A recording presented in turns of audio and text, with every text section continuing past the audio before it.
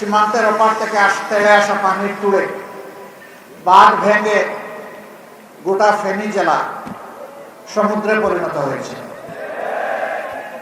সেদিন আপনাদের দুঃখ দুর্দশা শুধু দেখেছি, আর এই কষ্ট দেখে একটুখানি চোখের পানি ফেলেছি। ওই কয়েক ফুটা পানি বন্যার পানির সাথে মিলিয়ে গেছে। সেই সময়টা প্রথম দিনেই ঝুঁকি নিয়ে আমরা এসেছিলাম। গাড়ি চলে না, আমরা হেলিকপ্টার দিয়ে তাড়াতাড়ি আসতে চাইলাম। আবহাওয়ার কারণে হেলিকপ্টার বললো আমরা এই আবহাওয়ায় উড়াল দিতে পারবো না। এখান থেকে বলা হলো আপনি আসবেন না, কারণ ফেনী পর্যন্ত পৌঁছার কোনো ব্যবস্থা নাই, জায়গায় জায়গায় হাঁটু পানি, কোমর পানি। আমি বললাম মানুষ কি কিছু চলাচল করে? কয় হ্যাঁ করে। কিভাবে করে? কয় যে কোমর পানি ভাঙ্গে করে। আমি বললাম যে আমিও কোমর পানি ভাঙবো, এবং চেষ্টা করলাম আপনাদের পাশে এসে দাঁড়ানোর।